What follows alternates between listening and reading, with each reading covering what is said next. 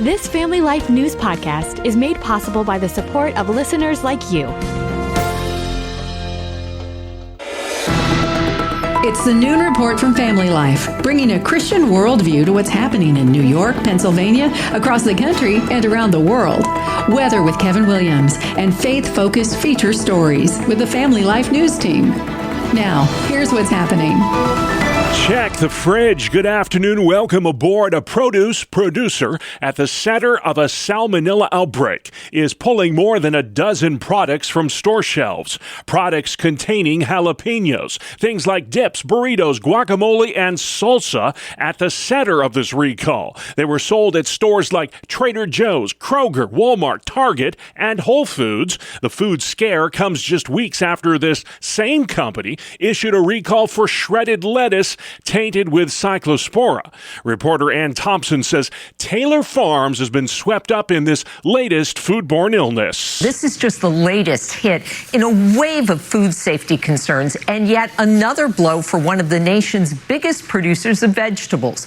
Once again, a major warning for everyone to check your refrigerator and get ready to toss even more out. At least 350 people in 27 states have been sickened by salmonella. Tens of thousands in 47 states contracted cyclospora. 2 people were killed in the state of Michigan. The produce in question comes from farms in central Mexico. More than half of all the vegetables imported in this country are grown south of the border. Primary day is tomorrow in 4 states, and socialism is on the ballot in at least one of them. 37-year-old Francesca Hong is the favorite to win the Wisconsin Democratic primary for governor. She's a card-carrying member of the Democratic Socialists of America. Political commentator Hugh Hewitt says Hong will emerge victorious Tuesday, but not on November 3rd, Election Day. She is expected to win. Francesca Hong is kind of hilarious, and I don't think she has a prayer in the general election because Wisconsin, home of dairy farmers, home of the Big Red, and Madison might be wacky, but the rest of the state, Green Bay Packers, that's pretty normal. Hong's advocated for universal health care, government-run grocery stores, and voting rights for illegal immigrants. Democratic strategist Julian Epstein thinks socialism has created a civil war of sorts within the Democratic Party. The leaders in our party, Chuck Schumer, Hakeem Jeffries, others, don't seem to have the guts or the know-how to challenge what is becoming increasingly a lunatic movement that embraces every anti-American third world idea repackaged from the 1960s. When you see people like Gavin Newsom groveling to these far-left lunatic ideologies, the reason that they're doing that is because they are clamoring to try and get some of these lunatic votes. Former New York Governor Andrew Cuomo explains more the dangers of socialism. None of it is real. Free food, government-run grocery stores, free college, free everything. Everything's free. It's not real. And they create this toxic environment of divisiveness. It's class warfare on steroids. A recent Gallup poll found 66% of Democrats today view socialism favorably. More tough talk from Tehran. The Islamic State of Iran says it will never reopen the Strait of Hormuz unless and until American forces withdraw from the region and end the naval blockade. Trey Yingst has the latest from Tel Aviv. Iran's Supreme National Security Council issued a fresh statement over the weekend calling on the United States to permanently end the war and compensate Iran for damages before the strait would reopen. President Trump says he's only semi-negotiating with Iran and is prepared to use economic pressure over military force to persuade them to make a deal. Vice President J.D. Vance. They're hurting in a big way. They want this thing to be over. Still, former New Jersey Governor Chris Christie thinks the war has the Trump administration stuck between a rock and a hard place. Donald Trump is about to become what he never, ever wanted to be, Jimmy Carter. he is being held hostage by Iran. Not so, says national security analyst Dr. Rebecca Grant. She thinks the U.S., not Iran, has the upper hand here. There is no question that Iran is in the desperate position. Iran is never going to have leverage over the Strait of Hormuz. Iran says it can offer proof that its supreme leader is still in charge. More on that from Fox's Marianne Rafferty. Iran is reportedly preparing to release proof its supreme leader is alive and healthy. Tehran claiming photos will be published in the coming days. The supreme leader has been in hiding since the U.S.-Iran war began in March. There's been speculation he was hurt or killed in the same airstrikes that killed his father. Iran-backed Houthi rebels over the weekend claimed responsibility for a terror attack on a Saudi oil facility in the Red Sea. At least 7 were killed at that Yemeni-run port. Israel rejecting President Trump's peace plan for Gaza. Prime Minister Netanyahu says Hamas must fully disarm before any withdrawal of Israeli forces will begin.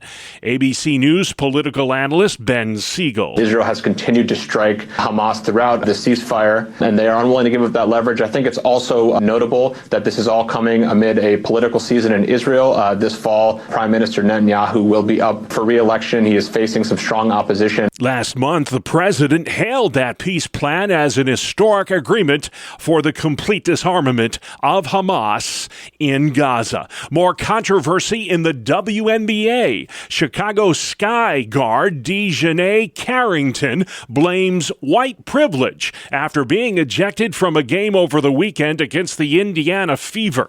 Carrington clotheslined Fever guard Sophie Cunningham, who told reporters afterward, Carrington is a dirty player, probably the dirtiest player in the league. And then she has the audacity to go online right after her ejection and claim that she got ejected because of racism.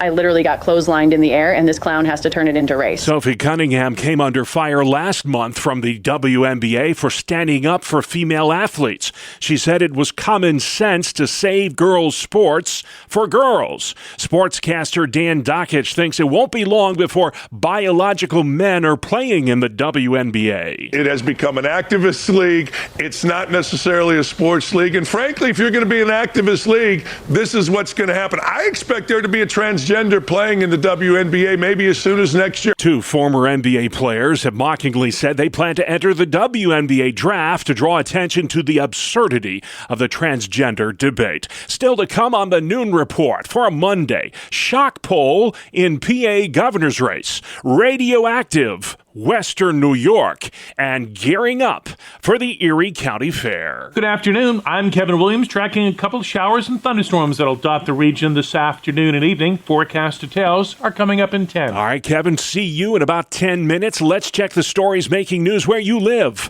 All across New York and Pennsylvania. An officer-involved shooting yesterday led to the death of a man in his 60s at the Super 8 Motel on Lehigh Station Road in Henrietta, New York.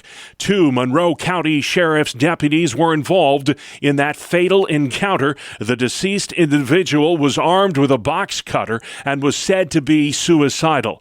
Chief Deputy Michael Fowler. The deputies are shaken. It's not something that they set out to do. You can tell that it does bother them, and they still do have a long process to go through here. This investigation will not be over quickly, so this is something that is going to be with them for the rest of their lives. The case has been referred to the New York State Attorney General's office. New York is awarding 5 rural counties more than $500,000 to support suicide prevention.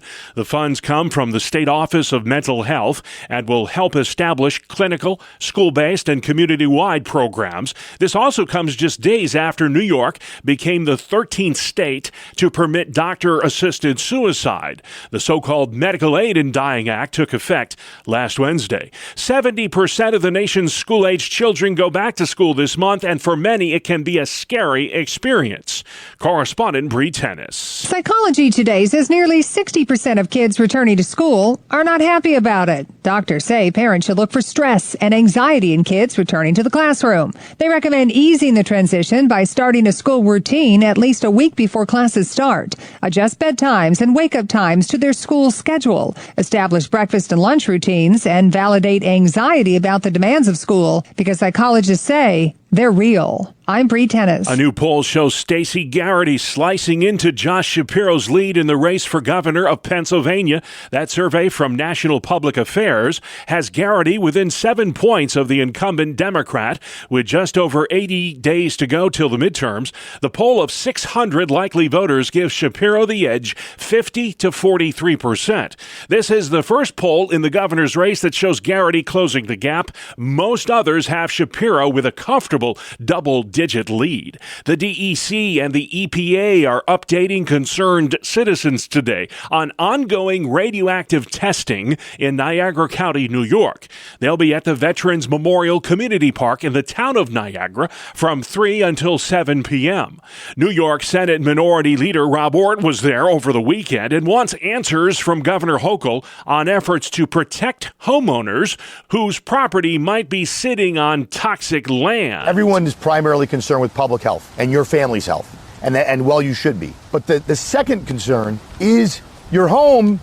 Most people's home in Western New York, that's your single largest asset. That's the single most valuable thing you physically own. Senator Ortt has introduced a bill that would change the state Superfund law, which currently only covers hazardous waste, not radioactive material. They should provide something that goes with your deed, goes with all your important home paperwork, that says this property on this date was inspected, was tested, and here's all the data in a way that a regular person can understand it, and it is safe. State and federal workers are investigating elevated levels of radioactive material across more than 1,200 properties in Erie and Niagara counties. The contamination is traced back in part to Manhattan Project-era atomic weapons development. New York households are paying the third highest electricity prices in the country. A new bulletin from the Empire Center for Public Policy shows the Empire State trails only California and Hawaii when it comes to electricity costs. The cost of electricity in the Empire State is 68% higher than the national average, and that's nearly double what Florida pays. It's 80% more than the state of Texas. Housing needs are expected to skyrocket in central New York soon as work continues at Micron to build the largest computer chip manufacturing facility in North America. Jim Weatherup is chairman of the Oswego County Legislature. No one was going to go out and build things if it wasn't coming. But now that Micron has broken ground, it's a real event. Now we're scrambling. Onondaga County Executive Ryan McMahon thinks building more homes will help stabilize prices. More competition in the housing market gives more choices to the consumer, and then that will eventually stabilize prices for the consumer. The Micron project is expected to result in 50,000 new jobs. State leaders say an estimated 30,000 homes will be needed in the next few years to accommodate those jobs. The number of people facing food insecurity is on the rise in Pennsylvania. That's what experts were told, at least during a policy hearing recently in Pittsburgh. 1.7 million Pennsylvanians do not have enough food to meet basic nourishment needs, according to Julie Bancroft with Feeding Pennsylvania. 500,000 kids in the Commonwealth are food insecure. That means they don't know where their next meal will come from. Bancroft says grocery prices have increased 33% between the years 2019 and this year, and that is the largest jump in food prices in about 50 years. The 186th annual Erie County New York Fair is just 2 days away now, and these vendors tell WIVB the great part about the fair is that there's something for everybody. The Erie County Fair is one of the grand Western New York traditions. I'm a third generation working here at the Erie County Fair. Getting ready for the Erie County Fair, the best 12 days of summer. Families, generations, they bring their kids here, and then someday their kids bring their kids here. So it's really about generations coming to the fair and just having a good time. Who doesn't love the fair? The 12-day Erie County Fair in Hamburg, New York will run from August 12th to the 23rd. It is currently the third largest county fair in the country. Sports is next. We call it the 2-minute drill, right here on the Family Life Noon Report. Good afternoon, I'm Randy Snavely. Bob, the Yankees could not complete a 3-game sweep of the Atlanta Braves. Michael Harris II prevented that from happening after driving in Hae-Sung Kim with a base hit in the top of the 10th. The Braves held on for a 2-1 victory. Trent Grisham went deep for New York's lone run. While the runs were hard to come by in the Bronx, they were not in Pittsburgh, at least for the New York Mets. Bo Bichette went 5 for 5 and drove in 3. Luis Robert Jr. had 4 ribbies as the Amazons blew out the Pirates 11-1. The Mets have now won 5 of 6. Pittsburgh has lost 5 of 6. In Philadelphia, the Phillies outlasted the Blue Jays in 12 innings, 7-6. Philly starter Jesus Luzardo was sharp through 7 innings. He struck out 12, allowed just 4 hits and 2 runs, but the Phillies' bullpen blew a 5-2 lead before Derek Hill singled with the bases loaded in the bottom of the 12th. That drove in the tying and winning runs. Kyle Schwarber belted 2 home runs in the victory. He now has 35 on the season. Also picking up wins, the Athletics over the Red Sox 4-3. The White Sox beat Cleveland 5-3. Baltimore got 2 home runs from Pete Alonso. They knocked off Texas 10-5. The Rays were 4-1 winners over Seattle. The Reds fell to the Nationals 7-1. Arizona doubled up the Dodgers 4-2. Miami pounded the Angels 12-3. The Cubs all over KC 10-2. A couple of 10-inning games saw both Milwaukee and Detroit come out on top. San Diego 7, Houston 2, and the Cardinals defeated Colorado 7-4. And in NASCAR, Ty Gibbs took the checkered flag in the Iowa Corn 350, edging Chris Bell by 1/4 of a second. Ryan Blaney, Josh Berry, and Denny Hamlin rounded out the top 5. That is a look at sports. All right, Randy, still to come on the Noon Report. Check the fridge, folks. We've got another food recall to tell you about. President Trump says he's semi-negotiating with Iran. And Kev will have that work week forecast. It's weather where you live. Right after this. Welcome to Breakpoint, a daily look at an ever-changing culture through the lens of unchanging truth. For the Colson Center, I'm John Stone Street. A 2026 study found that 1/3 of Americans are currently experiencing an existential crisis of meaning. That includes 39% of millennials and a whopping 52% of Gen Z. Well, today on Breakpoint, author and professor Dr. Thaddeus Williams has some thoughts about what's causing this catastrophic loss of meaning in our culture today and how the person of Jesus Christ provides everything that people are actually looking for and need the most. If we want to speak meaning into our cultural moment with its epidemic levels of felt meaninglessness, let's run a short thought experiment together. Paul tells us in Colossians 1:16 that all things were created both by Jesus and for Jesus. The theologian Colin Gunton notes that it's not therefore something which holds things together, but someone, and that someone is Jesus. In our thought experiment, let us assume for a moment that the resurrected person of Jesus is not the ultimate focal point of meaning. What then?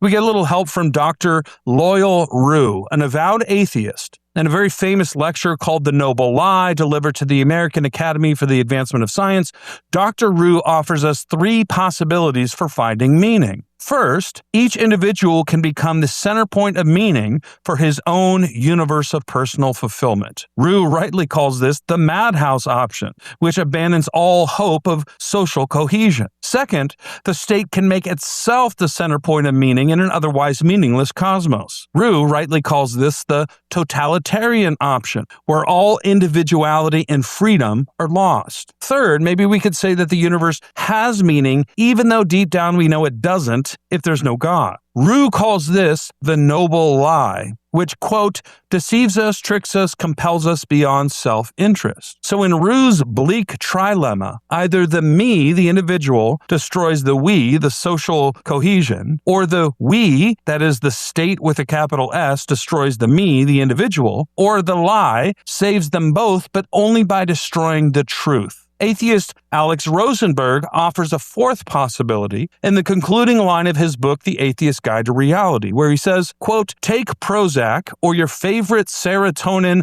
reuptake inhibitor and keep taking them till they kick in. So take your pick. Would you rather live in Rosenberg's pharmacy of chemically induced meaning, Rue's Church of the Noble Lie, the totalitarian's prison of state-imposed meaning, or the relativist madhouse of self-made meaning? Thankfully, the thought experiment fails. Those aren't our only options. Jesus is, in fact, the telos, the goal, the focal point where all lines converge and find enduring significance. We live, my friends, under the Great Commission, not Great Suggestion, to make disciples of all nations. So are you up for it? Step out of your comfort zone. Tell someone about the ultimate meaning Jesus offers today. That was Dr. Thaddeus Williams. For more on how the person of Jesus Christ speaks to the meaning crisis of this cultural moment, see his latest book, Reflecting the Son, How to Mirror Jesus. For the Colson Center, I'm John Stonestreet with Breakpoint.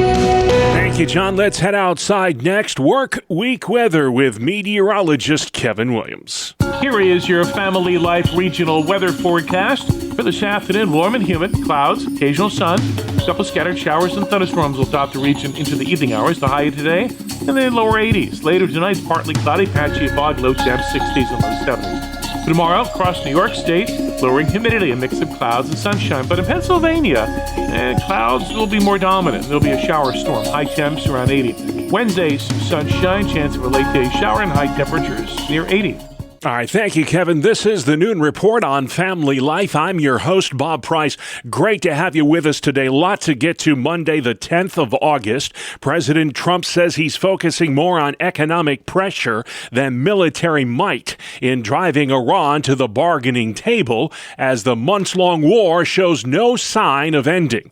NBC's Keir Simmons. President Trump told Axios, quote, "We are low-keying it," adding, "We are only semi-negotiating with them. We are just watching Iran with its huge inflation." The U.S. announcing more Iran sanctions. We're just going to keep on applying the pressure that we can apply. As questions loom over negotiations, Iran releasing rare images of its supreme leader without saying when it was filmed. He was injured during strikes in February. Elsewhere in the Middle East today, Israel has rejected President Trump's peace plan for Gaza. The Jewish state says the terror group Hamas must fully disarm before any withdrawal of Israeli forces. Primary elections are happening tomorrow in Connecticut, Minnesota, Vermont, and Wisconsin. There's a special election in South Carolina to pick a Republican candidate for the seat held by the late Senator Lindsey Graham. Also on the ballot Tuesday, a redo election of 4 Alabama congressional races. In Minnesota, Republican Senate candidate Michelle Tafoya is hoping to undo decades of Democratic rule. We're not going to reelect the establishment politicians who have embarrassed us and who have lost billions and billions of dollars to fraud. When are we across the spectrum in Minnesota going to stand up and say, we want common sense, not crazy? Tafoya is a former sportscaster for NBC. In Wisconsin, Democratic Socialist Francesca Hong is the front runner for governor in a state that President Trump carried twice. Moderate Democrats have launched a $15 million ad campaign that targets the Democratic Socialists of America.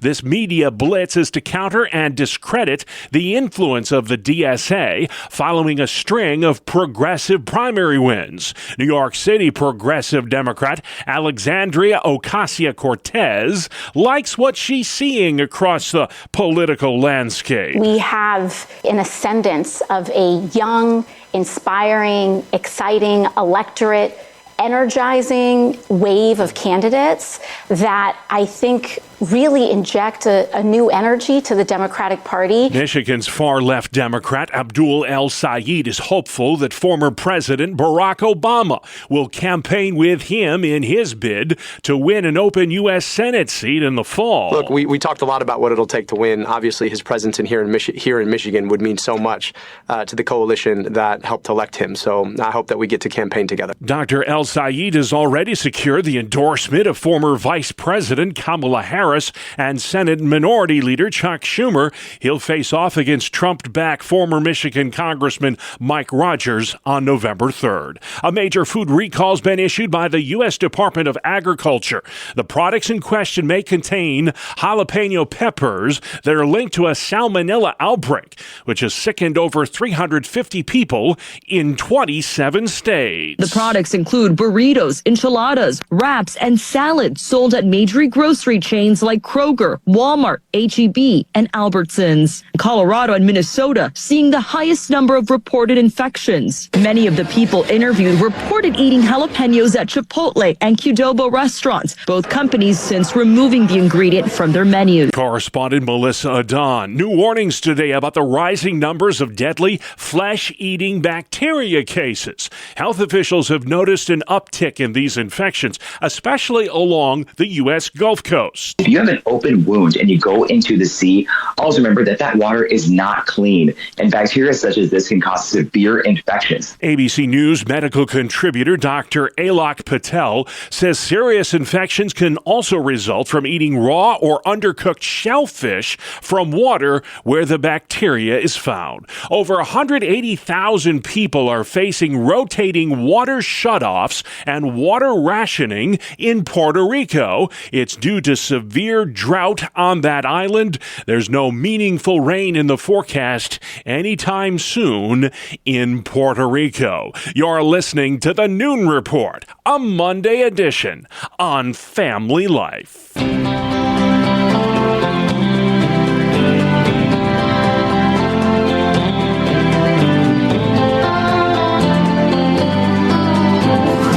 Hi, I'm Bob Price, and this is a Family Life News special report.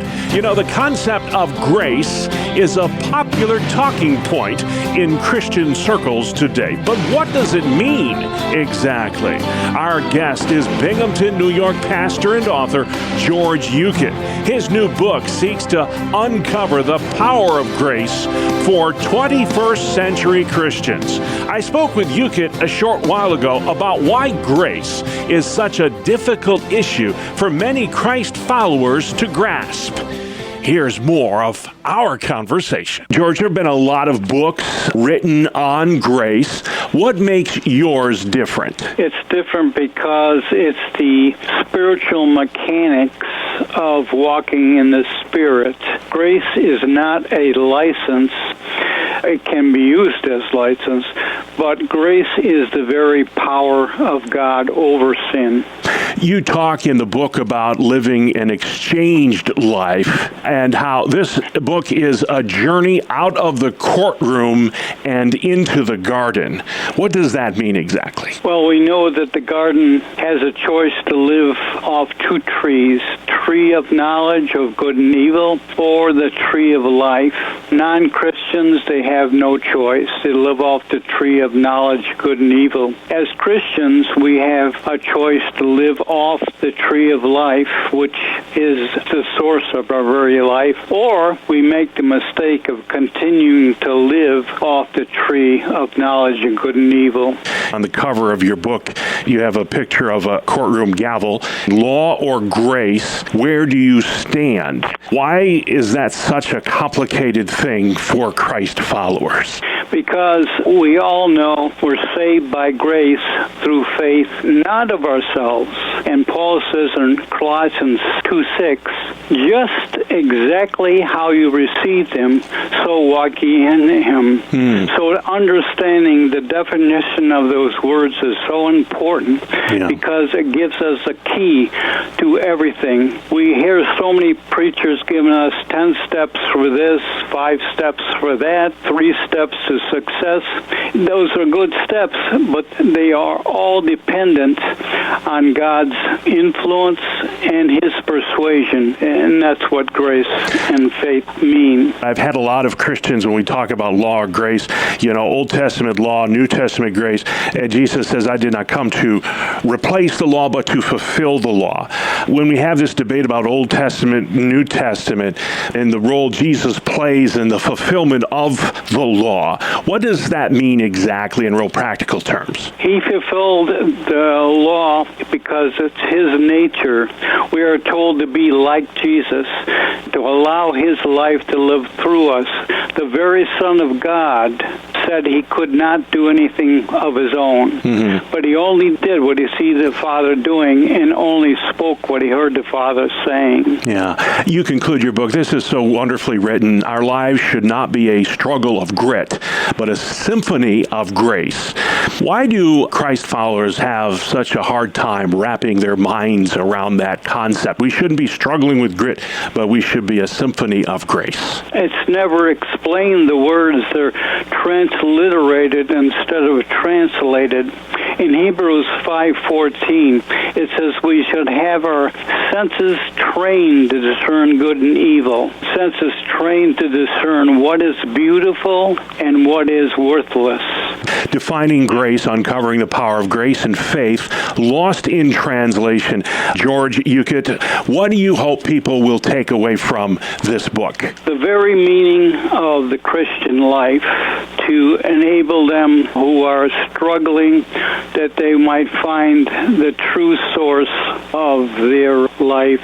As Corinthians 5:9 says, we endeavor to be pleasing to him. What Amen. pleases God? Only faith. That is Pastor George Uckett of Binghamton, New York. His new book, Defining Grace, helps Christians grasp the real freedom found in following Christ. I'm Bob Price, and this is the Noon Report on Family Life. And you can download all our summertime special features online anytime. Just go to Apple Podcasts, Spotify, YouTube, or our website, familylife.org. And finally, at noon for a Monday, a popular campfire snack gets its day in the sun today. More from Family Life's Brian Query. The crackling of a campfire, the cool night air, bright stars in the sky, things that help us picture a place we enjoy one of America's most loved camping snacks. Today is National S'mores Day. Many of us know the feeling of smashing tasty toasted marshmallows with a slab of chocolate between 2 graham crackers and tasting that gooey goodness. The first mention of such a treat was in the 1920s in a book of recipes where it was called a graham cracker sandwich, with a 1927 Girl Scout publication calling the treat a Some More, leading to the fun name we give it today. Whatever your preference is on marshmallow toastedness, kind of chocolate, or whatever you might stuff in yours, the end result is the same. Huge smiles, full bellies, and some more fun and deliciousness than you can imagine. Brian Query, Family Life News. Okie doke. Thank you, Brian. And that's our world, the world we live in. Monday, the 10th day of August. I'm Bob Price, Family Life News. You've been listening to the Noon Report, heard weekdays on Family Life. Thank you for listening. Thank you for listening to this Family Life News podcast. If you've been encouraged by what you've heard, please share it with others and click the subscribe button to automatically receive future episodes. Family Life is a listener-supported ministry. Podcasts like this are made possible by your financial partnership. Find out more at familylife.org.